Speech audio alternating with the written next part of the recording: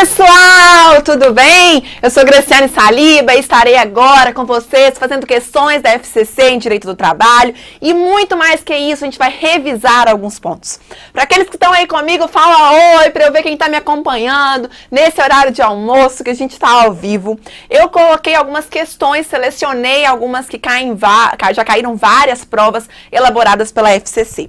Essa revisão ela tem o intuito de trazer você que vai fazer o concurso TRT segunda região, dia 22/7, para poder fazer uma revisão, um revisaço geral, perfeito, para você ir para a prova quente com tudo e ser um sucesso. E aí, o seu sucesso é o meu sucesso, é a minha alegria, é a minha felicidade. Obrigada para vocês que estão aí comigo, que trocaram às vezes o almoço ou estão ali comendo, almoçando aqui comigo e a gente vai compartilhando as coisas boas da vida, os prazeres e as felicidades. Bom, eu quero que você pense o seguinte, eu coloquei para você, para poder relembrar o que no TRT segunda região, o que vai cair. Cai a reforma trabalhista, mas cai a MP 808 ou não cai? Eu quero que você lembre agora que vai ficar na sua cabeça a Lei 13.467, a Lei da Reforma Trabalhista. É com ela que você vai fazer a prova do TRT segunda região. E daqui pra frente é a Lei 3.467. A gente vai esquecer a MP 808, até que saia uma nova MP.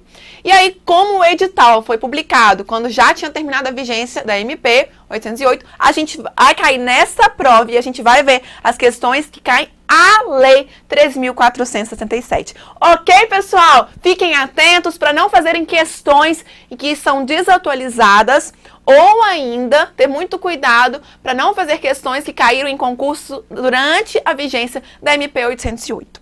Bom, eu quero lembrá-los aí de ativar o sininho no canal do IMP Concursos Online Oficial para receber as nossas notificações, para poder participar com a gente. Nós somos vários professores juntos, um time unido junto com você, pelo seu ideal, por onde você quer chegar.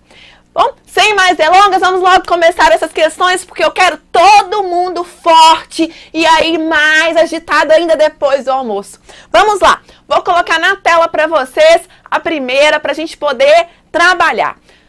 Quando a gente fala de salário, o que a gente vai ter de salário? Olha essa questão, fique atento nessa questão. É uma questão que caiu no TRT, sexta região, em 2018, elaborado pela FCC. José Henrique, o vendedor de uma fábrica de geladeiras e outros eletrodomésticos do Paraná, foi transferido em 1º de fevereiro de 2018 para trabalhar na mais nova filial da fábrica em Cabo de Santo Agostinho, mudando-se com a família e passando a viver naquele município. Além de seu salário fixo, recebeu ao final do mês de fevereiro comissão pelas vendas realizadas, ajuda de custo no valor correspondente a 40% da sua remuneração mensal e prêmio do Dia do Representante de Eletrodomésticos. Paga todo ano no mês de fevereiro. Possui plano de saúde médico e odontológico e um curso de inglês totalmente pagos pela empresa. O empregado foi reclamar com seu gerente o não pagamento do adicional de transferência nesse caso. Tem natureza salarial as comissões. Letra A ajuda de custo e o prêmio do Dia do Representante de Eletrodomésticos, o plano de saúde e o curso de inglês caracterizam o salário-utilidade, o empregado tem direito ao adicional de transferência. Ponto. B. A ajuda de custo e o prêmio do Dia do Representante de Eletrodoméstico, o plano de saúde e o curso de inglês não caracterizam salário-utilidade e o empregado tem direito ao adicional de transferência. C. O que não ocorre com a ajuda de custo e com o prêmio, o plano de saúde e o curso de inglês não caracterizam salário-utilidade. O empregado não tem direito ao adicional de transferência. D. E a ajuda de custo, o que não ocorre com o prêmio, o plano de saúde e o curso de inglês caracterizam salário-utilidade. O empregado não tem direito ao adicional de transferência. E o prêmio, o que não ocorre com a ajuda de custo, o plano de saúde e o curso de inglês não caracterizam salário-utilidade. O empregado tem direito ao adicional de transferência. Bom, vamos então focar aí no tópico 1 nosso, que vai ser salário. Voltando aqui em mim, eu quero a sua atenção total. Salário. Eu quero que você imagine uma bola assim na sua frente. E aí a gente tem o que a gente chama de remuneração. Tudo aquilo que é pago para o empregado, tudo aquilo que vem para o empregado, às vezes como benefício, como salário-utilidade, a gente está ali dentro dessa bola que chama remuneração. E algumas verbas dentro dessa remuneração a gente chama inclusive de salário. Qual é a diferença, Graciane, de salário? Salário, ele é pago direto do empregador para o empregado como uma contraprestação pelo que o empregado fez. Então, pelo que o empregado fez, o empregador vai pagar. E aí, esse montante que ele vai pagar, às vezes ele paga em dinheiro, às vezes ele paga em salário, que a gente chama de salário-utilidade. A gente tem, por exemplo, casa, moradia, alimentação, tudo isso pode ser salário-utilidade.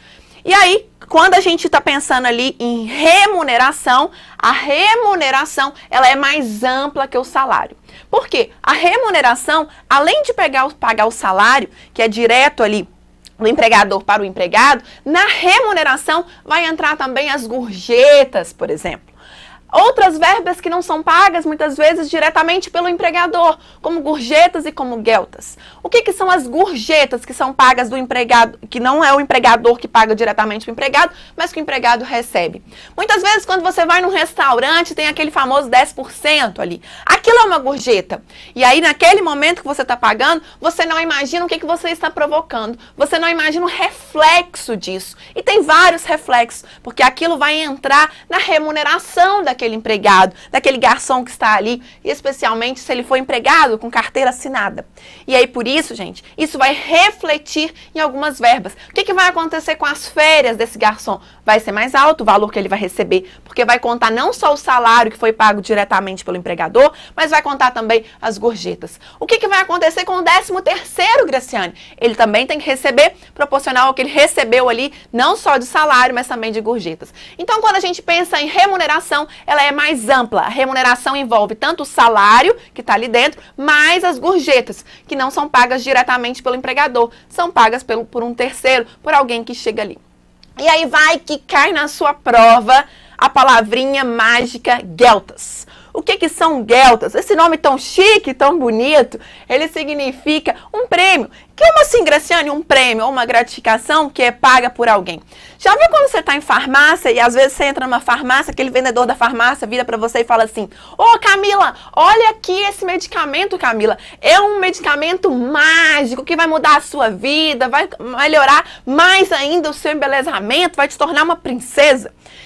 Aquele vendedor, muitas vezes, está te vendendo um produto de um laboratório que prometeu para ele que se ele bater uma grande meta, esse laboratório vai pagar para ele um prêmio ou uma gratificação. Isso é chamado de gueltas. Repare que não é a farmácia, que é a empregadora desse vendedor, que está pagando para ele, mas um laboratório que fornece para essa farmácia. Então, vem de um terceiro. Isso aí é o que a gente chama de gueltas. Ok, galera? Bom, prosseguindo, então, vou colocar na tela para você anotar, para você não esquecer alguns pontos que eu quero que você saiba e leve daqui para a vida inteira.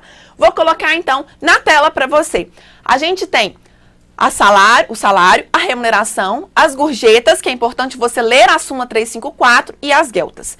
Quando a gente fala no salário, tá aí no artigo 457 da CLT. Olha o que diz o 457. Compreende-se na remuneração do empregado, para todos os efeitos legais, além do salário devido e pago diretamente pelo empregador, como contraprestação do serviço, as gorjetas que receber. Então, vai entrar tanto o salário quanto as gorjetas. E olha o que diz o parágrafo 1º, que eu quero a sua atenção.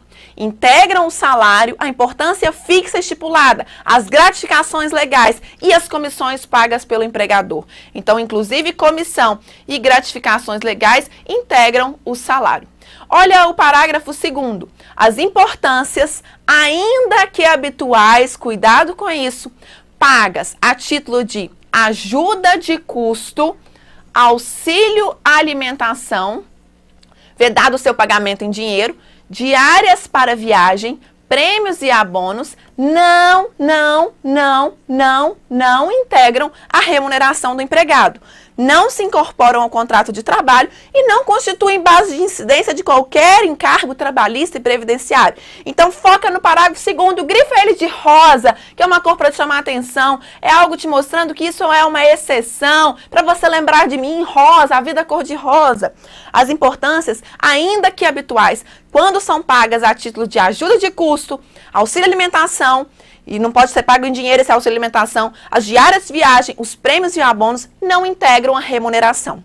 E ainda o parágrafo 3º vem falando do que é a gorjeta, o que pode considerar a gorjeta, e o parágrafo 4º, os prêmios e liberalidades, ok? Uma outra súmula que eu mencionei que é importante para você lembrar, que também cai muito em prova da FCC, é a súmula 354 do TST. O que essa súmula diz? O que tem reflexo nas gorjetas? E aí, na verdade, ela vem falando, olha, a gorjeta, ela até vai integrar a remuneração do empregado, integra a remuneração, mas ela não serve de base para o aviso prévio, para a hora extra, para o adicional noturno, e nem para o repouso semanal. Aí é um nome de um docinho que eu adoro, um doce sírio, que é araha. Então, a gorjeta não integra aí, ele não integra, não causa reflexo no repouso semanal remunerado, nem no adicional noturno, nem na hora extra e nem no aviso prévio. Mas e nas férias? Ela vai causar reflexo? Vai. E no 13º, ela vai causar reflexo? Vai. E no fundo de garantia, ela vai causar reflexo? Vai refletir lá? Vai ter que pagar mais? Sim, vai. Então, fique atento na súmula 354, ela é muito importante para a sua prova. E aí a gente tem as verbas que não constituem salário. Para voltar aqui em mim, para você não ficar aí preso no slide, eu vou então, para a gente ficar olho no olho, eu vou recordar com você rapidamente no modo pá, que é o modo para passar. Vamos rapidinho. Quando a gente vai pensar então em salário, a remuneração, ela engloba tanto o salário quanto as gorjetas. E essas gorjetas vão ser pagas por terceiros que não é o empregador. Então pode ser o cliente que está ali no restaurante, pode ser um cliente que frequenta a sua loja.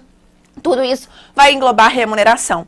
Mas a gente tem a exceção do parágrafo que fala, apesar de a gorjeta integrar a remuneração, ela integra a remuneração, ela faz parte da remuneração, ela não vai provocar reflexo, ela não vai refletir, ela não vai aumentar o uraha. E o que é o uraha? O R de repouso semanal, o A de adicional noturno, o H de hora extra e o A de aviso prévio. O que quer dizer isso? Mesmo que você tenha recebido de gorjeta vários meses um valor alto, o seu aviso prévio não vai ser mais alto por causa das gorjetas. Ok, pessoal? Então fique focado. E fique focado também no artigo 457, não só no parágrafo 1º, mas também no parágrafo 2º. O parágrafo 2º que traz algo tão importante pra gente, que vem ali alertando, falando, olha, peraí, ajuda de custo, ou diária de viagem, ou auxílio alimentação, isso não vai integrar o salário. Isso não vai aumentar o padrão de vida do empregado. Isso é apenas para ele poder trabalhar melhor, para poder incentivá-lo, mas a gente não vai contar isso como salário. Então fique muito atento, porque esse parágrafo 2º, ele é certo de cair em prova, ele sempre está em prova. Por quê? Porque a gente às vezes pensa que isso é salário e não é. Isso não integra, porque a reforma trabalhista retirou esse caráter salarial aí do parágrafo 2º do artigo 457. Então não esqueça, quando a gente pega o artigo 457, lá fala, mesmo pago habitualmente, ajuda de custo, auxílio alimentação, diária para viagem, prêmio e abono, não integra a remuneração. Não esqueçam desse parágrafo 2º. Ok, pessoal? E vamos então prosseguir. E aí agora eu quero que você veja o que não é salário. Como assim, Graciane? O que não é salário? A gente tem verbas que são salariais e verbas que são indenizatórias. E quando a gente pensa em verbas indenizatórias, é tanta empolgação para estar com vocês e passar tudo que até falta fôlego às vezes. Mas aí quando a gente pensa então em verbas salariais, são aquelas que provocam um reflexo ali no salário, e verbas indenizatórias é muitas vezes para compensar aquele trabalho. E verbas indenizatórias, elas não aumentam o salário do empregado, elas não aumentam o fundo de garantia do empregado, elas não provocam reflexo no aviso prévio, elas não provocam reflexo nas férias. E que verbas são essas que não são salariais? Que verbas que a gente vai falar que não tem esse caráter salarial? E aí vem a CLT pra gente e traz um outro artigo, que é o artigo 458, que também é digno de prova e é digno da sua atenção. O artigo 458, ele traz pra gente que além do pagamento em dinheiro, compreende-se no salário para todos os efeitos legais a alimentação, habitação, vestuário e outras prestações. Ok? Tá falando que compreende que isso vai ser o salário. É o que a gente chama de salário in natura. A gente tem o salário em espécie, que é o dinheiro, e a gente tem o salário in natura, que é a habitação, que é um vestuário, que é uma moradia. Mas se o vestuário, por exemplo, foi dado para você trabalhar, é o seu uniforme que você tem que vestir durante o trabalho. Nesse caso, não tem caráter salarial. Como assim, Graciane? Se eu te pago o seu salário, e aí eu viro para você e falo assim, Yandra, olha só, o seu salário é de R$3.000, mas eu vou te pagar 1.500 em dinheiro e vou te pagar R$1.000 em roupa. Você faz o que quiser com essa roupa. Você pode vender, você pode vestir, você pode desfilar, você pode doar, você pode fazer o que você quiser com essa roupa. Eu estou, então, pagando o seu salário em espécie e salário in natura. In natura são outras verbas que não são em dinheiro. Pode ser vestuário, pode ser alimentação, pode ser moradia. Então, podem ser várias verbas. Mas cuidado, porque se eu estou, diferentemente desse momento que eu estou te dando, e você vai fazer o que você quiser com o vestuário, mas se eu pego isso e falo, Yandra, você tem que usar essa camisa para trabalhar. Esse é o seu uniforme. Ele é para o trabalho. E aí, nesse caso, não tem caráter salarial. Eu não estou aumentando o seu padrão de vida. Eu não estou melhorando o seu padrão de vida. Porque isso eu estou colocando que é somente para o trabalho. Ainda que você saia com aquela blusa que você acha bonita, eu estou saindo lá com a blusa do MP, e ia falar, essa blusa é linda e vou desfilar com ela na rua. Ainda assim, se a blusa foi me ofertada para o trabalho, ela não constitui salário. Fiquem muito atentos, gente, porque essa questão a banca adora colocar em prova. E aí, prosseguindo no artigo 458, que eu vou colocar aí na tela para você ver esse artigo comigo, ainda fala o seguinte, em caso algum, será permitido o pagamento com bebidas alcoólicas ou drogas nocivas. Não pode pagar em bebida. E olha o parágrafo primeiro. Os valores atribuídos às prestações in natura deverão ser justos e razoáveis, não podendo exceder, em cada caso, os percentuais das parcelas componentes do salário mínimo. E aí vem o parágrafo segundo, que você vai grifar. Para os efeitos previstos neste artigo, não serão consideradas como salário as seguintes utilidades. Então, essas verbas estão excluídas, não são consideradas salário. 1. Vestuários, equipamentos e outros acessórios fornecidos aos empregados e utilizados no local de trabalho para a prestação de serviço. Lembra que eu comentei com você que aí a Yandra, ela tem dois momentos, ou ela utiliza para o serviço, ou eu dou aquela roupa para ela poder vender, fazer o que quiser. Olha o 2 aí também, que vai trazendo pra gente o que não vai ser considerado salário. Educação, até mesmo matrícula, material didático, o governo retirou o caráter salarial disso. Olha o 3, o transporte, se a empresa oferece, se o empregador oferece para o empregado o transporte, não é considerado salário. Mesmo se é local de difícil acesso, a gente não tem mais hora itinerary, lembra disso com a reforma trabalhista. E olha o 4, assistência médica, hospitalar, odontológica, prestada diretamente ou mediante seguro-saúde. Também não é considerado salário mais. Então fiquem atentos que eu sempre falo, são os direitos sociais, olha, a gente tem aqui no 1, por exemplo, o vestuário, o 2, educação, o 3, transporte, o 4, saúde. São os direitos sociais que o governo retirou o caráter salarial. Assim como previdência privada, que também é um direito social, o governo, se a empresa paga previdência privada, retirou o caráter salarial.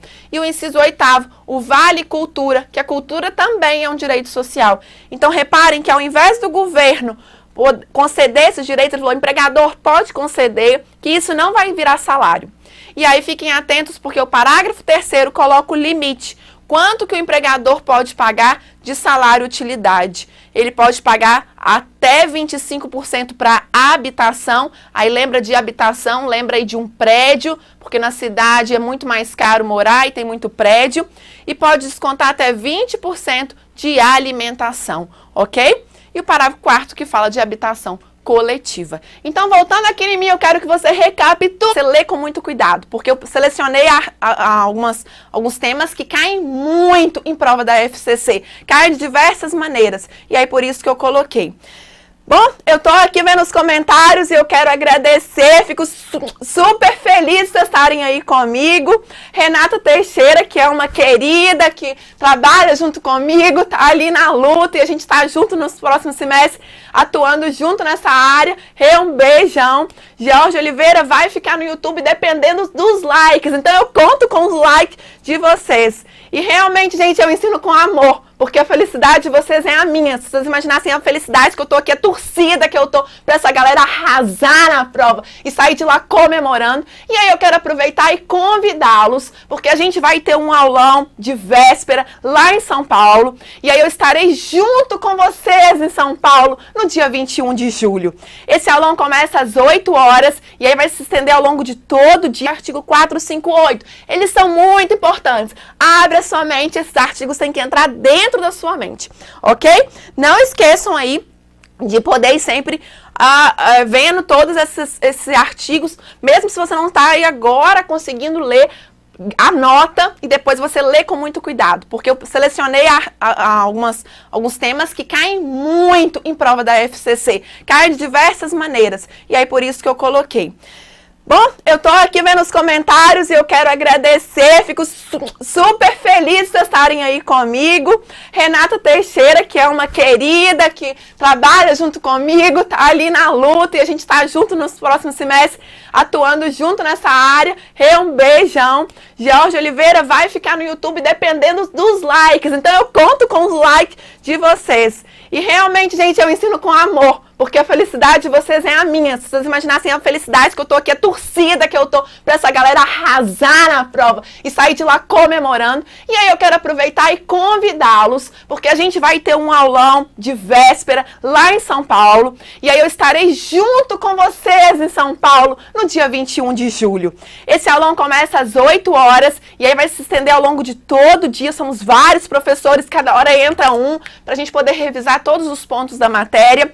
E onde fazem as inscrições, que alguém já me mandou aqui, falou, e onde que vai fazer a inscrição? Faz a inscrição no site do IMP, no próprio site do IMP Online, você vai lá em produtos e lá tem esse aulão. E aí lembrando, esse aulão vai acontecer no Hotel Belas Artes, em São Paulo, Paulista, ele é a 500 metros do metrô da Consolação, então é bem pertinho, é muito fácil o acesso, e aí você vai sentir essa energia todos nós os professores. E aí a gente tem nesse aulão vários professores. A gente tem a Raquel Cesário com português, a gente tem o Antônio Geraldo, o homem dos números, com raciocínio lógico e matemática. A gente tem em Constitucional o queridíssimo professor João Trindade e a gente tem também em Direito Administrativo, para quem adora, e Direito Administrativo, professor Vandré Amorim. Direito do Trabalho, Processo de Trabalho, professora Graciane. E Orçamento Público, um professor que está esbanjando alegria, simpatia e conhecimento, professor Anderson Ferreira. E a gente tem Administração Geral e Público com a professora Giovana Carranza, e Gestão de Pessoas e Informática com o professor Deodato Neto. Então não esqueça, porque a gente tem lá o bônus curso FCC com 500 questões em vídeo gravadas, com vários comentários, e esse pacote ele sai R$ 79,00 em promoção até o dia 3/7. Então corre, porque dia 3/7 tá aí, ok? Gente, então vem comigo para esse aulão, eu preciso passar essa energia para vocês, é energia demais, é alegria demais, é força que eu quero estar ali com vocês. E aí a gente vai então prosseguir, porque eu preciso chegar em algumas questões com vocês. Bom, vamos voltar, vem comigo, gente, olha só. Quando a gente tem, então, a gente viu aí o artigo 457, o artigo 458. E lá na questão, aí volta aqui em mim que eu quero recordar olho no olho para você lembrar. Lá na questão falava que o nosso empregado tinha sido transferido, então ele usava o adicional de transferência. Graciane, quando pode ter a transferência? Lembre do artigo 469 da CLT. O empregado pode ser transferido, ele trabalha na empresa na Avenida Rio Branco. Posso transferi-lo para a Avenida Pinheiro Machado? Tudo dentro da mesma cidade, que fica a mais ou menos 3 quilômetros. Isso implica mudança de domicílio? Não. Então não é nem considerado transferência, não tem problema, é direito do empregador transferir esse empregado, ok? Então se não tem mudança de domicílio, pode fazer a transferência. E quando mais pode ter a transferência? O empregado pode ser transferido quando ele for cargo de confiança. E aí é importante, a gente tem a súmula que mostra isso, mostrar que existe a real necessidade de serviço, não pode ser uma transferência abusiva para não perseguir aqueles cargos de confiança. Também pode ser transferido quando está previsto no contrato, implícita ou explicitamente. Então, se tiver previsão no contrato, o empregado já entrou na empresa sabendo que ele pode ser transferido, ou que tem chance de ser transferido. Você que trabalha numa empreiteira que faz ponte, não vai ficar fazendo ponte num lugar 30 anos, né, gente? Ele sabe que ele vai ser transferido. Então, cargo de confiança, previsão no contrato implícita ou explicitamente, ou então quando a empresa, aquele estabelecimento fecha, e aí não tem jeito dele ficar ali trabalhando se a empresa fechou. Nessas 3 hipóteses, a gente pode ter a transferência, ok? E aí lembrem o que diz o artigo 469. Vamos lá na tela com você o artigo 469. Ao empregador é vedado transferir o empregado sem a sua anuência para localidade diversa da que resultar do contrato, não se considerando transferência a que não acarretar necessariamente a mudança do seu domicílio. Então tá aí a nossa primeira hipótese, pode transferir quando não acarreta mudança do domicílio. Parágrafo 1º. Não estão compreendidos na proibição deste artigo os empregados que exerçam cargo de confiança, pode ser transferido, e aqueles cujos contratos tenham condição implícita ou explicitamente a transferência, quando essa decorra de real necessidade de serviço. Lembre que não pode ser por perseguição. E olha o parágrafo 2º. É ilícita a transferência quando ocorrer a extinção do estabelecimento em que trabalhar. Então, é lícita a transferência quando ocorrer a extinção. Fechou o estabelecimento, eu não posso ficar com esse empregado lá. E aí, o parágrafo 3º traz um segredinho pra gente. Quando a gente tem uma transferência provisória, tem que pagar 25%. E quando a transferência é definitiva, a gente não tem esses 25%. Olha lá o parágrafo 3º. Em caso de necessidade de serviço, o empregador poderá transferir o empregado para localidade diversa da que resultar do contrato, não obstante as restrições do artigo anterior. Mas, nesse caso, ficará obrigado a um pagamento suplementar nunca inferior a 25% dos salários que o empregado percebia naquela localidade. Bom, volta aqui em mim, então, antes da gente ir lá na questão e fechar nossa questão. Fique muito atento, então, pelo seguinte. A gente já viu as hipóteses, o que é salário ou o que não é salário. E agora, no adicional de transferência. A gente só pode transferir o empregado quando não acarretar a mudança de domicílio, quando for cargo de confiança, quando tiver no contrato, implícito ou explicitamente, ou ainda quando haverá extinção do estabelecimento, ok? Nessas hipóteses. Mas aí, a minha querida Lia chega para mim e fala assim, eu como empregadora, ela como empregada, ela fala, olha, eu tô cansada de morar aqui no Rio de Janeiro e eu quero mudar para Paris e lá tem uma unidade da nossa empresa. Eu aceito você me transferir, eu quero ser transferida para lá. A gente vai, inclusive, manter o salário, eu nem quero ganhar mais por isso. Ela vai para Paris, porque nós aceitamos, houve anuência, foi de mala e cuia, levou gato, cachorro, levou tudo para Paris. Quando ela chega lá, a mudança dela foi toda embora. Ela não vai ter mais vínculo aqui. Essa transferência é uma transferência que ela é considerada uma transferência definitiva. Ela foi para não voltar. Não existe prazo de voltar. É diferente se eu viro para Camila e falo o seguinte, Camila, você está trabalhando na unidade de Divinópolis, Minas Gerais. Mas eu preciso que você fique comigo durante 3 meses na unidade da empresa no Rio de Janeiro. E ao fim desses 3 meses, você vai até voltar para Divinópolis. Precisa da Camila comprar uma casa no Rio de Janeiro, levar toda a mudança dela, abandonar os amigos? Não, é uma transferência provisória. Por isso, nesse caso da transferência provisória, a gente tem o que chamamos de adicional de transferência. E no caso do adicional de transferência, ela receberá, durante esse período, enquanto durar a situação, 25%. Ok? E quando ela volta para Divinópolis, acabou esse adicional, porque ela já não tem mais aquele gasto, aquela despesa de ficar indo e voltando, de almoçar em bar, em restaurante, de construir novos amigos. Ok, gente? Então, transferência provisória tem adicional de transferência. Transferência definitiva foi para sempre, para nunca mais voltar, e aí não tem o adicional de transferência. E aí, quando a gente viu, então, a questão, eu quero que você foque aqui comigo na questão, para você poder entender. Vou voltar aqui no enunciado. O José Henrique, ele é um vendedor de uma fábrica de geladeiras e outros eletrodomésticos do Paraná. Ele foi transferido em 1 de fevereiro de 2018. Então, mudou com a família e tudo para o município de Cabo de Santo Agostinho. Além de seu salário fixo, recebeu ao final do mês de fevereiro comissão pelas vendas realizadas.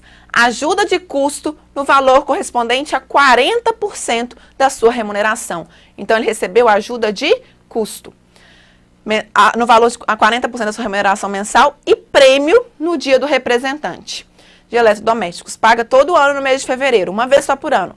Possui plano de saúde, médico e odontológico e um curso de inglês.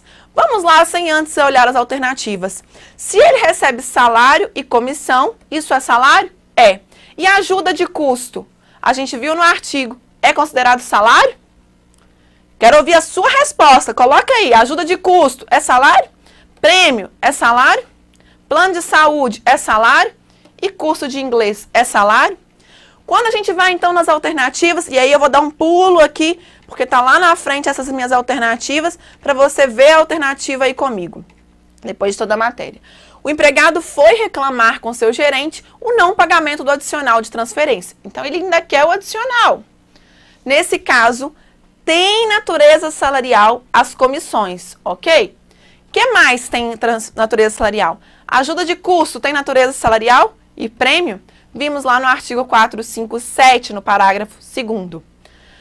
Na letra B, a ajuda de custo e o prêmio do dia do representante tem natureza salarial? Não. Plano de saúde? Não. Curso de inglês? Aí ele vem falando, isso aqui teria o caráter salarial, mas o plano de saúde e o curso de inglês não caracteriza. Dá errada porque a ajuda de custo e o prêmio também não tem. Olha C. As comissões, o que não ocorre com a ajuda de custo e com o prêmio, ok? Realmente, não tem natureza salarial. O plano de saúde e o curso de inglês não caracterizam salário e utilidade. O empregado não tem direito ao adicional de transferência. Ok, aí realmente a gente tem uma resposta que está caminhando para o correto. Só que aí está falando, hein? O plano de saúde e o curso de inglês não caracterizam salário e utilidade. Dá uma olhada no 458 que eu quero que você ache a resposta. Na letra D, fala que as comissões e a ajuda de custo têm caráter salarial, que não ocorre com o prêmio, plano de saúde, etc. E a letra E, as comissões e o prêmio têm caráter salarial, o que não ocorre com a ajuda de custo, o plano de saúde e por aí vai. Qual é então a resposta correta para essa questão? Letra C. Certíssima. A ajuda de custo não tem caráter salarial, nem prêmio, e o plano de saúde e o curso de inglês não caracterizam salário e utilidade, e ele foi transferido definitivamente, não tem direito ao adicional de transferência. Ok, pessoal? Prosseguindo, então, a gente vai para um novo tópico, contratos. Volta aqui em mim para eu ver se não tem ninguém aí dormindo, se está todo mundo no meu ritmo, nessa agitação, se está todo mundo aí conseguindo acompanhar. Eu estou vendo aqui os comentários, se ligando, sai ainda, menos 79. William, clica lá, vai lá no site do IMP, conversa com as meninas, que o pessoal do IMP é maravilhoso.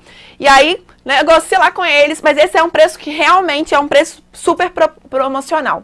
Mas liga lá que as meninas vão te atender, ok? E eu tô te esperando lá, hein? Quero o seu abraço lá, William, pra gente já ir caminhando pra sua vitória, que vai ter lá no domingo. Bom, Joyce tá aí comigo, Vanessa, hein? Pessoal, vamos prosseguindo aqui então. Coloquem tópicos, porque depois eu leio todas essas mensagens quando eu saio daqui. Coloquem tópicos, porque a gente vai ter lives na semana que vem. Então, para eu abordar os assuntos que vocês têm dúvidas, para poder colocar ali tópicos especiais. Bom, prosseguindo então, eu vou abordar um assunto que é muito, muito, muito importante, que cai muito, muito, muito em prova. Contratos. A gente viu salário, agora a gente parte para o contrato. Vamos então analisar o contrato. Você, que é um menino que entende de leis, vai ler o seu contrato. Esse contrato, ele tem que ser escrito? Vamos pensar. Dentro do direito do trabalho, o contrato, ele pode ser verbal ou ele pode ser escrito, que é o que a gente chama de contrato expresso. Houve a combinação, o ajuste, seja verbalmente ou expressamente.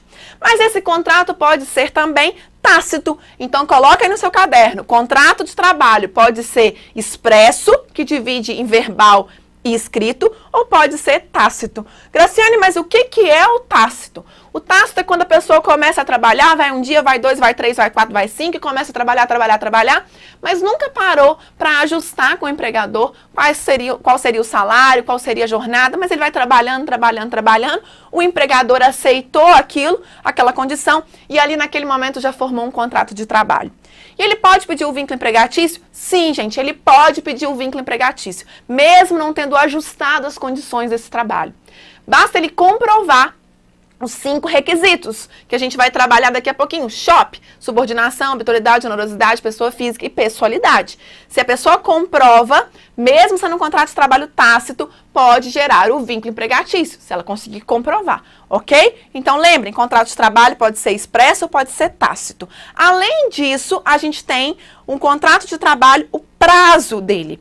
Que prazo que pode ser? Em regra, o contrato de trabalho é um contrato de trabalho por prazo indeterminado. Se eu te contratei, Joyce, e não te falei até que dia é o seu contrato de trabalho, quer dizer então que você vai trabalhar comigo eternamente. E aí quando for demitida ou quando pedir demissão, a gente vai ter a figura do aviso prévio. Então fiquem atentos, porque nesse caso a gente tem um contrato de trabalho em regra por prazo indeterminado. Mas temos algumas exceções trazidas no artigo 443, especialmente no parágrafo 2º do 443, que fala: em algumas exceções, em algumas hipóteses, a gente pode ter o contrato por prazo determinado. Aqueles contratos que têm um prazo para terminar, que tem o prazo já fixado. E ainda a gente tem um contrato novo trazido pela Lei 3.467, que é o contrato de trabalho intermitente. Lembra? Sabe quando a luz está piscando, que fica aquela luz que começa a incomodar a gente, que ela está quase queimando? Aquilo é uma luz intermitente. Ela vai e volta, vai e volta, vai e volta. Esse é o contrato de trabalho intermitente. A pessoa trabalha algumas datas, outras datas ela não trabalha, e ele foi trazido pela reforma trabalhista. Assina a carteira, mas o empregador convoca e o empregado trabalha em algumas datas, mas ele pode até recusar esse serviço e ele pode trabalhar em 10.000 lugares. E aí, ele foi uma tentativa para formalizar o trabalho informal. Especialmente do pessoal que trabalha no setor aí de garçom, de eventos, porque aí eu tenho um buffet, eu já contrato lá 30 trabalhadores, 30 garçons intermitentes. Vou ter uma festa, eu chamo o Carlos, chamo a Ana, chamo a Maria, e aí passou, acabou a festa, ele trabalhou, eu vou pagar aquele dia, pagar todo o acerto, tudo proporcional por aquele dia. Às vezes passa 1 mês, 2 meses e assim vai, ok? Vamos então colocar na tela mais uma questão para você trabalhar agora comigo aqui sobre contratos. Essa questão caiu no concurso da PGE, Tocantins, agora em 2018, e foi elaborada pela FCC. Conforme regras previstas na Consolidação das Leis do Trabalho sobre o contrato individual de trabalho, no tempo de serviço do empregado, quando readmitido, serão computados os períodos, ainda que não contínuos, em que tiver trabalhado anteriormente na empresa, mesmo que houver sido despedido por falta grave ou aposentado. Letra B. Para fins de contratação, o empregador não exigirá do candidato a emprego comprovação de experiência prévia por tempo superior a 6 meses no mesmo tipo de atividade. C. O contrato de trabalho intermitente poderá ser celebrado verbalmente sem a necessidade de ser registrado na CTPS, quando for previsto em acordo ou convenção coletiva de trabalho. D. Os contratos por prazo determinado terão prazo mínimo de 30 dias e o máximo de 1 ano, exceto o contrato de trabalho intermitente, cujo prazo máximo será de 3 anos. O contrato de experiência não poderá exceder de 120 dias, permitidos 2 prorrogações durante esse período. Bom, então aí eu já vi com vocês que a gente tem um contrato tácito ou expresso. Se expresso, ele pode ser verbal ou escrito. Se for o prazo, pode ser determinado, indeterminado ou intermitente. E aí vamos lá para o artigo 442, que fala: contrato individual de trabalho é o acordo tácito ou expresso correspondente à relação de emprego. E aí o parágrafo único vem falando de cooperativas, que não tem vínculo empregatício. E aí eu venho ainda o 442A. Para fins de contratação, o empregador não exigirá do candidato a emprego comprovação de experiência prévia por tempo superior a 6 meses. Aí você vai aí pensar, e aí o William, que está aí conosco, que vai estar lá comigo em São Paulo, vai pensar assim: pô, mas eu já vi tanto anúncio cobrando 3 anos, 4 anos de experiência. Isso é vedado pela CLT. Olha aí o 442A, que está caindo muito em prova. E o 442B, a contratação de autônomo, cumpridas por essas formalidades, com ou sem exclusividade, de forma contínua ou não, afasta a qualidade de empregado. Se ele realmente é autônomo, hein? Cuidado. E o 443, que vem trazendo pra gente o acordo, que pode ser tácito ou expressamente, aí vem falando de novo, e aí eu vou direto lá no parágrafo 2º, que é o que me interessa aí no 443. O contrato por prazo determinado só será válido em se tratando A, de serviço cuja natureza ou transitoriedade justifique a pré-determinação do prazo. B, de atividades empresariais de caráter transitório. E C, de contrato de experiência. Letra A fala serviço cuja natureza ou transitoriedade justifica. Imagina se é para fazer uma obra. É só uma obra e a obra reforma acaba. Não justifica eu contratar por prazo indeterminado se eu sei que eu vou fazer essa obra em 1 ano. Então, ele pode ser por prazo determinado.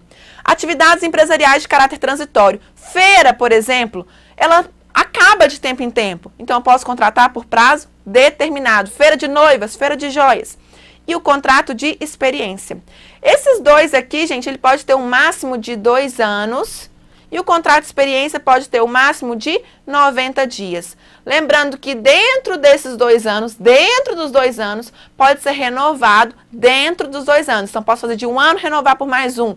Fazer de 6 meses, renovar por 6 meses. Fazer de 1 ano e 6 meses, renovar por 6 meses. Mas está dentro dos 2 anos. Eu não posso fazer o contrato por prazo determinado por 2 anos e renovar por mais 2 anos. Assim como também acontece com a experiência. Eu posso renovar uma vez dentro dos 90 dias, ok?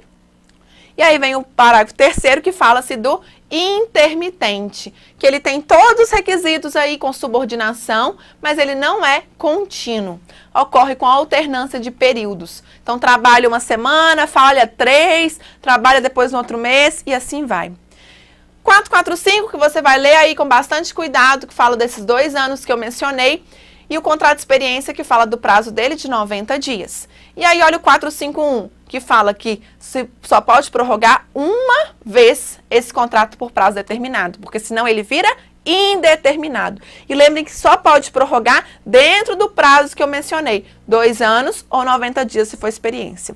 O 452 fala que considera-se por prazo indeterminado o contrato que suceder dentro de 6 meses a outro contrato por prazo determinado. Mas aí coloca uma exceção, se ocorrer uma execução de serviços que não estavam sendo esperadas.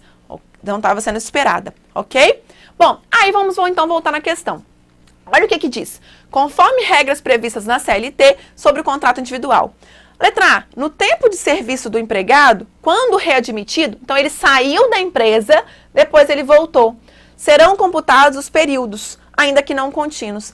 Não, gente, não vai ser computado. O que acontece é que quando é um contrato, por exemplo, por prazo determinado, ele sai e volta até antes daqueles 6 meses, e aí isso mostra que é uma fraude, que a empresa já estava contando com o serviço dele, aí contaria. Mas, em regra, se a pessoa saiu da empresa, tudo certinho, de repente foi readmitida, mas sem nenhuma fraude, não computa todo esse tempo de serviço. Então, fica errada a letra A.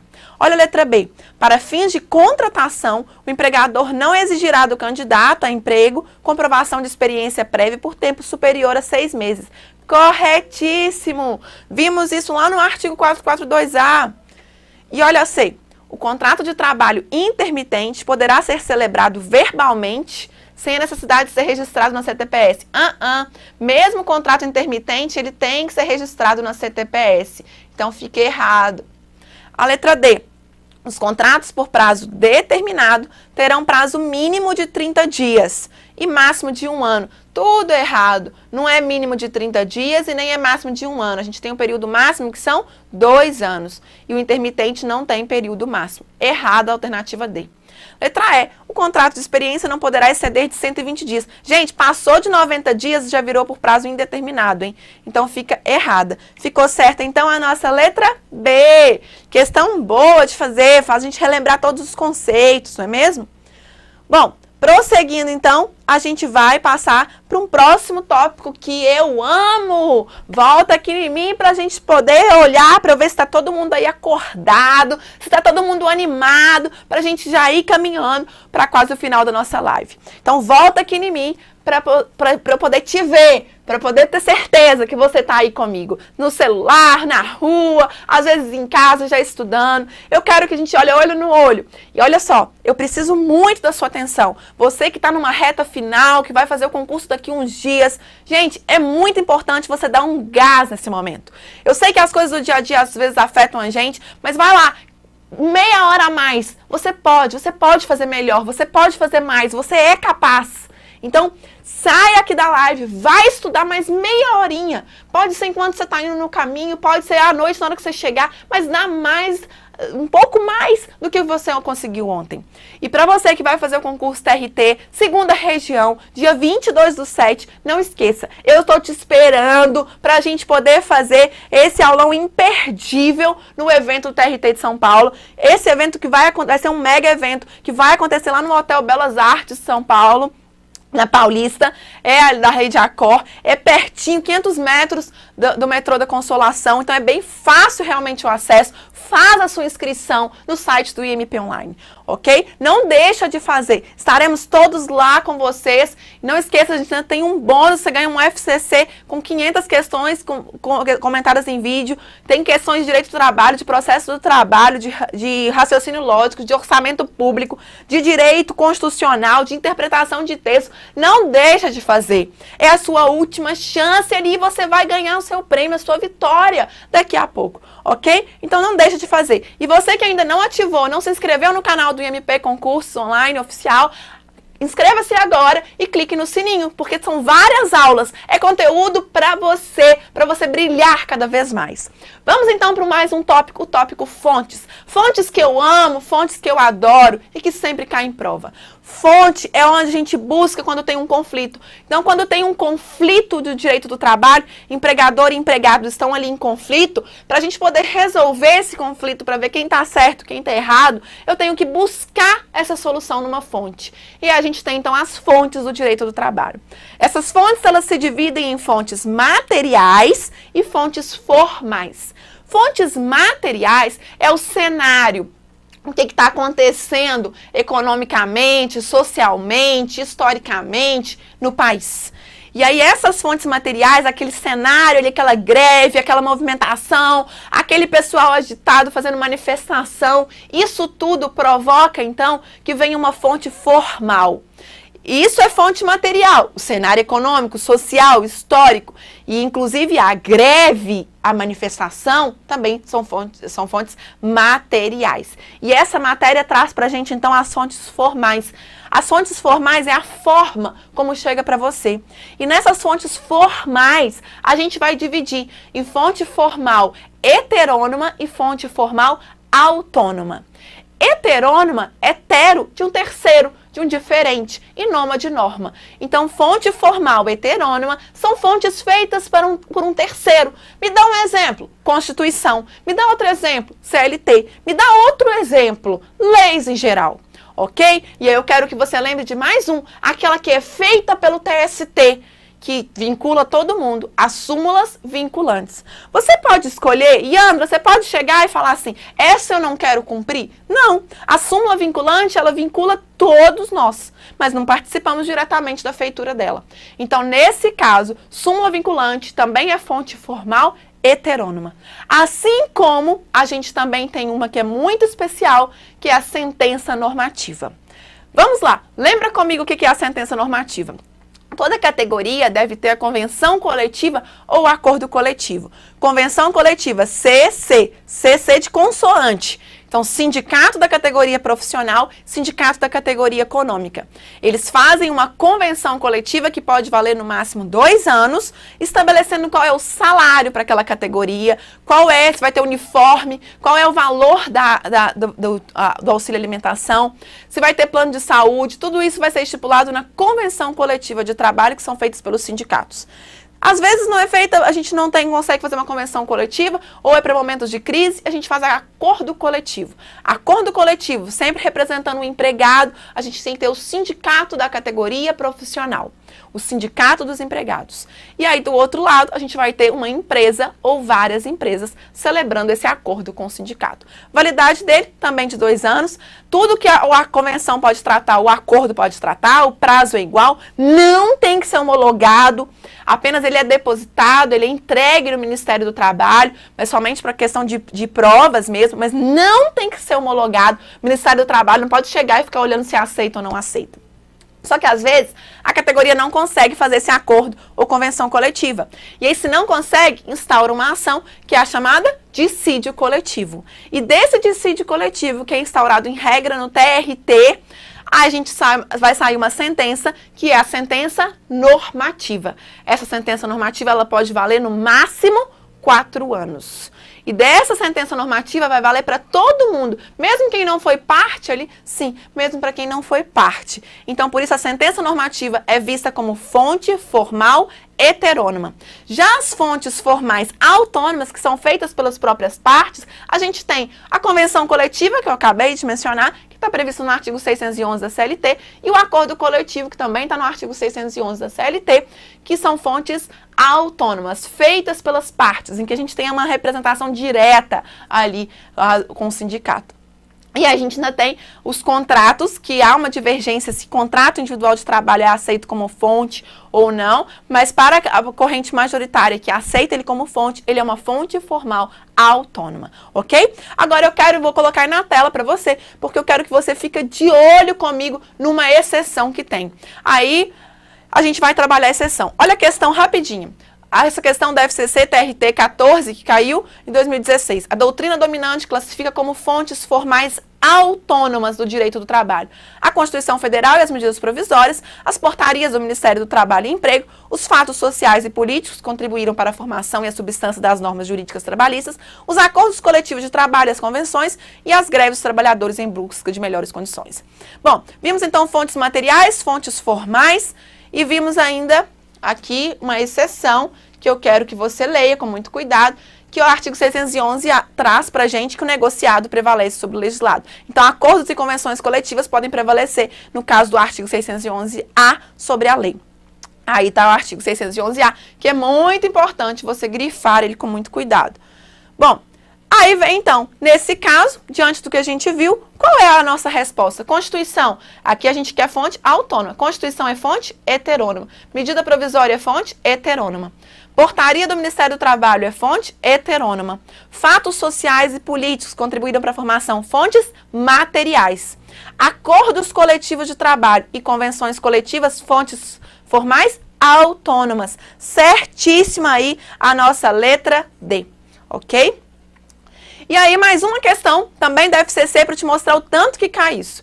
O termo fonte do direito é empregado metaforicamente no sentido de origem primária do direito ou fundamento de validade da ordem jurídica. No direito do trabalho, o estudo das fontes é de relevada importância, subdividindo-se em algumas modalidades. Assim sendo, considera-se fonte formal heterônoma, agora repare que eu quero a heterônoma. A. As convenções coletivas? Não, autônoma. Acordos coletivos? Não, autônoma. C. As greves? Não, material. Os fenômenos sociais, políticos e econômicos que inspiram a formação? Material.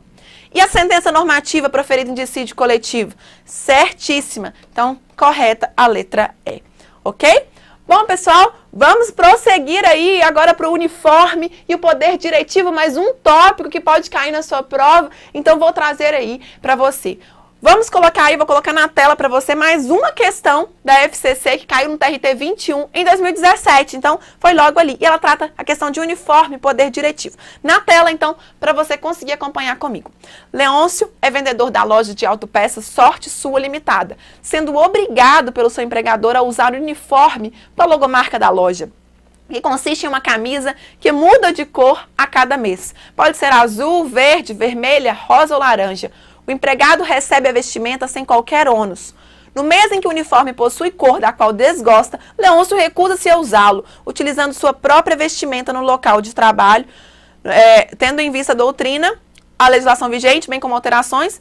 Aí vamos lá. Letra A. O uso obrigatório de uniforme deve fazer parte do regulamento interno da empresa, com registro no Ministério do Trabalho, razão pela qual, se não estiverem satisfeitas tais exigências, pode Leôncio recusar a utilizá-lo. B, Leôncio pode se recusar a usar o uniforme da empresa, se assim preferir, uma vez que a definição da vestimenta no meio ambiente laboral deve ser tomada em conjunto entre empregado e empregador. C, Leôncio é obrigado a usar o uniforme imposto pelo empregador, desde que este seja o responsável pela sua higienização, ou seja, arque com os custos da lavagem.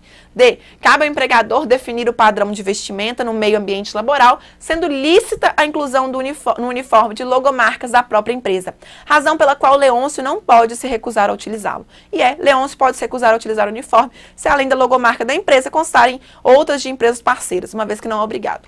Bom, aí a gente tem poderes do empregador. Eu quero só que você lembre comigo, poder de direção, o empregador que dirige, contrata, escolhe quem é a equipe. Poder de organização, ele que traça quais são as normas dentro da empresa, o que deve ser feito, como vai ser organizado essa empresa.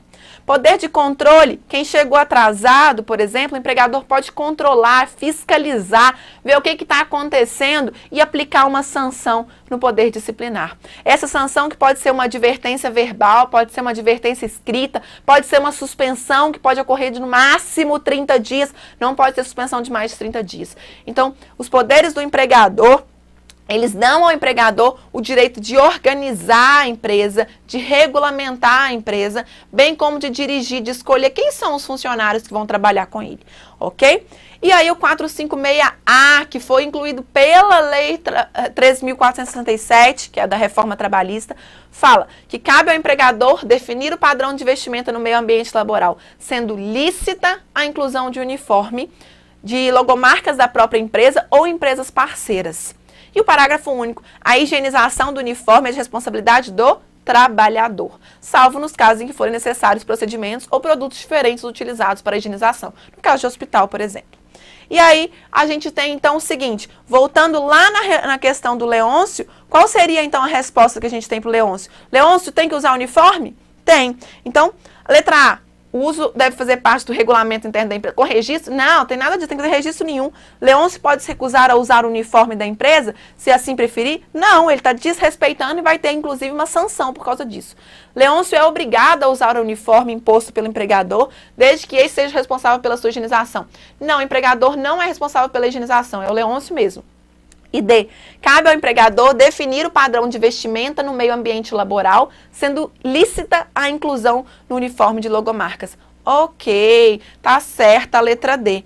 E a letra E, Leôncio pode se recusar. Não pode. Ok, gente? Então, prosseguindo mais um tópico aí para a gente poder trabalhar o tópico de relação de trabalho e relação de emprego, para a gente já ir caminhando aí para o finalzinho. Só lembre rapidamente comigo, relação de trabalho é amplo, relação de emprego está dentro da relação de trabalho. E aí a questão, quanto aos institutos jurídicos denominados relação de trabalho e relação de emprego, é correto afirmar. Relação de emprego é uma espécie do gênero relação de trabalho. Possuem características idênticas, podendo-se afirmar que são expressões sinônimas. E C, a relação de trabalho é modalidade derivada da relação de emprego. D, não há relação de trabalho se não houver relação de emprego. E E, são institutos independentes e não guardam nenhuma relação entre si. Fiquem atentos porque a gente tem relação de trabalho que é gênero. Então vão lembrar comigo rapidamente, relação de trabalho está aqui dentro. Tem trabalhador autônomo, trabalhador avulso, trabalhador eventual e a gente tem algumas pessoas que têm relação de emprego. Essas pessoas aqui que têm relação de emprego vai ter que ter a carteira assinada, a CTPS. E para isso tem que ter preenchidos os 5 requisitos, os requisitos do SHOP. Ok? E aí lembrem que a alteridade, que já caiu em prova da FCC, a alteridade é assumir os riscos da atividade econômica. Ele é uma característica do empregador. E exclusividade não é característica, não é requisito na relação de emprego. Tá aí o meu SHOP para vocês lembrarem, que eu sempre menciono esse SHOP. A anotação da carteira, depois dá uma olhadinha no artigo 29, que aí agora eu vou dar um pulo para a gente conseguir resolver essa questão.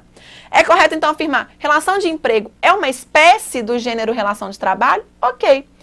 Possuem características idênticas? Não, relação de trabalho é mais amplo. Às vezes pode ser um trabalhador autônomo, pode ser um avulso. Errada. A B, a relação de trabalho é modalidade derivada. A de emprego que é derivada da de trabalho. D, não há relação de trabalho se não houver relação de emprego. Ao contrário, não tem relação de emprego se não tiver relação de trabalho. E são institutos independentes, não guardam nenhuma relação. Errado. Então fica certo a letra A, aí que responde pra gente. Lembra que o emprego é um tipo de trabalho. Ok, pessoal? Voltando aqui em mim, então, pra gente poder já realmente caminhar pro final. Eu quero que você recorde em 1 segundo comigo o último tópico que a gente vai trabalhar nessa aula de hoje. Princípios do direito do trabalho. Bem rápido, vai. No modo pá. Princípios do direito do trabalho, a gente tem uma palavrinha que é chave, que eu sempre guardo por ela, que é o impróprio e si. Impróprio é o princípio da imperatividade. As normas trabalhistas são obrigatórias, elas são imperativas, são ditadas. O pró, de princípio da proteção. A proteção que se divide em 3 princípios. Princípio da norma mais benéfica. Quando 2 normas estão em conflito, a gente escolhe aquela norma que é mais favorável para o empregado. Princípio da condição mais benéfica. Entre 2 condições que foram ofertadas, o empregado pode escolher aquela que é melhor para ele. E é o princípio do indúbio pro mísero ou em dúvida pro trabalhador. Agora, cuidado, porque princípio da proteção, e aí tem várias questões da FCC, como ele divide em 3 subprincípios, cuidado com o que fala no CAPT. Se está pedindo da norma mais benéfica, ou se é da condição mais benéfica, ou se é o do interpretação mais benéfica, ou em dúvida pró-trabalhador. Porque às vezes no CAPT está falando do norma mais benéfica e você me responde ali embaixo nas alternativas algumas das outras vertentes. Então, cuidado. E aí, seguindo no impróprio e si, princípio da imperatividade, pró de princípio da proteção, pri de princípio da primazia da realidade sobre a forma. E o i de princípio da indisponibilidade ou inalterabilidade também. O C, princípio da continuidade das relações de emprego, adorado pela FCC, vou trabalhar isso numa outra live com vocês. E o outro I, princípio da inalterabilidade contratual lesiva. Vimos aí então, rapidamente, super no modo ultra, mega rápido, algum dos princípios. Bom, eu vou trabalhar em outras lives com vocês, mas para a gente poder encerrar, eu quero que você veja aí essa questão da FCC 2018, que caiu em 2018, invocando a regra da condição mais benéfica ao empregado. Reparem que ele está pedindo qual vertente? A regra da condição mais benéfica, que é uma das vertentes do princípio da proteção. Aí é correto afirmar. A. Havendo conflito entre 2 normas jurídicas, prevalece a mais favorável. Isso aqui se refere ao princípio qual, gente? Proteção mais da norma mais benéfica. B. Havendo dúvida quanto ao alcance da norma tutelar, julga-se a favor do empregado. Esse se refere ao em dúvida pró-trabalhador e não à condição mais benéfica. E C. As normas legais não prevalecem diante de normas instituídas por convenção ou acordo coletivo por terem essa destinação mais específica. Aqui é uma exceção que a gente que realmente não aplica, não prevalece aí, está errado. Por que ela está errada? Porque as normas legais, elas podem sim prevalecer. Então, está errada essa questão. A D. A supressão de direitos trabalhistas instituídos por regulamento de empresa só alcança os empregados admitidos posteriormente. Verdade? Eu não posso prejudicar quem já está ali. Então, reparem que essa aí está correta. E aí, estamos falando de condição mais benéfica? Sim, se foi dada uma condição melhor para o empregado, eu não posso piorar. E a letra E, as condições estabelecidas em convenção coletiva, quando mais favoráveis, prevalecem sobre as estipuladas em acordo. Errado, gente. Quero que você leia o artigo 620 da CLT, que foi modificado pela reforma trabalhista e que responde exatamente essa alternativa E. Então, no modo ultra mega rápido, vou passar rapidão aqui para vocês verem os princípios que eu já comentei com você. E aí, esses princípios da proteção das vertentes. O artigo 620, que é uma exceção, e a súmula 51, que fala, adotou um regulamento que é mais benéfico, você está excluindo o outro. Não deixe de ler essa súmula 51. E a gente tem, então, que nessa questão, diante do que vimos, ficou certa a letra D. Ok? Voltando então em mim para a gente se despedir, para você continuar o seu dia com todo o gás e com muito mais força, com muito mais fôlego. E lembrando que você que estará em São Paulo no dia 21, eu estou te esperando para te dar um abraço que vai te dar toda a sorte da vitória.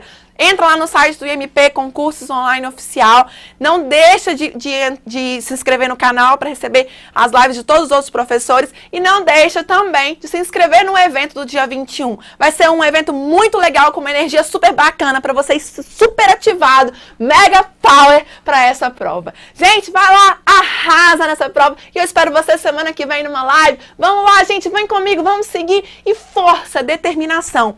Os sonhos que você tem, eles só vão se tornar realidade se você acreditar, se você traçar o seu caminho para isso. E se você realmente coloca no papel o que você quer e o que você está fazendo para realizar os seus sonhos. Um beijo grande, obrigada quem veio comigo e até mais!